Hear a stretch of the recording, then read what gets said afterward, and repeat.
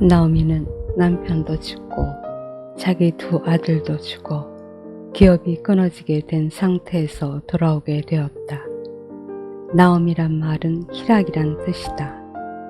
다른 사람이 나오미가 아니냐고 하니 나오미는 나를 나오미라 하지 말고 말하라 하라고 했다.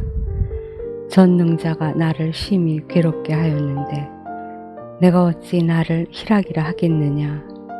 나를 괴로움이라 고통이라 하라고 하였다. 얼마나 괴로웠으면 자신의 이름을 말하라 하였겠는가. 에덴을 떠난 아담, 그는 무엇을 해도 절망이다.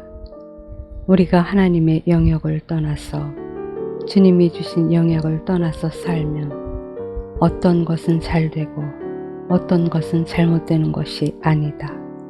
원천적으로 우리의 운명을 떠났기 때문에 우리에게 축복이 없다.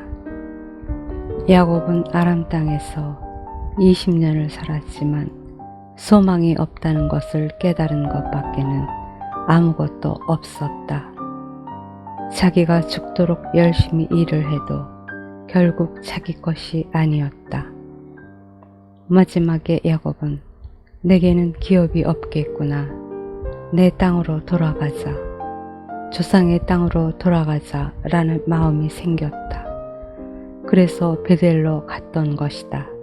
애굽 땅에 있던 이스라엘 백성들은 처음에는 요셉의 자손이라고 해서 대우를 잘 받았었다. 그런데 시간이 가면 갈수록 애굽 사람들은 이스라엘 사람들을 위협적인 존재로 생각했다. 그래서 그들을 괴롭게 하기 시작했다. 벽돌을 찍게 하고 벽돌 찍는 것을 더 괴롭게 하기 위해서 짚을 주지 않았다. 그래도 안 되니까 남자아이를 낳으면 죽이고 여자아이를 낳으면 살리는 가혹한 압제를 가했다. 이스라엘이 애굽에서 400년 동안 있었던 결과는 우리가 애굽에서는 살 수 없구나 하는 것을 알게 된 것이다. 애굽에서는 하나님의 백성이라도 소용이 없구나. 하나님을 영화롭게 할 수 없구나 하는 것을 알게 되었다. 출애굽 직전의 이스라엘 백성들은 바로의 국고성을 쌓으며 종살이하고 있었다. 애굽에는 애굽의 왕이 있으니 아무리 하나님을 영화롭게 하고 싶어도 애굽 왕을 영화롭게 해야 되기 때문에 안 되었던 것이다. 바로의 국고성은 바로의 모든 재산과 재물을 모아두는 창고다. 국고성을 지었다는 것은 한국은행과 같은 건물을 지었다는 뜻이다. 그리고 이스라엘 백성은 바로의 국고성을 쌓는 노예였다. 그들이 애굽에서 400년을 산 결과는 노예 생활이었다. 바로를 영화롭게 하고 바로의 재산을 지켜주는 노예 생활밖에는 안 되었던 것이다.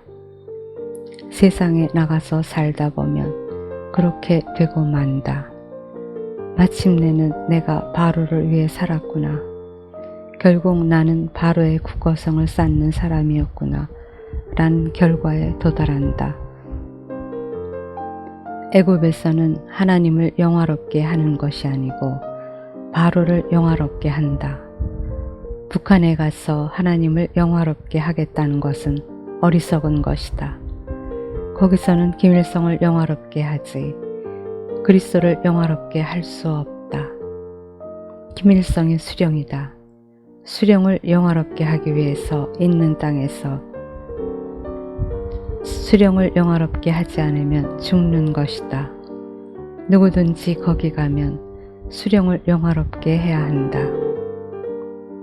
북한에 가서 하나님을 영화롭게 하고 그리스도를 영화롭게 한다는 것은 있을 수 없다.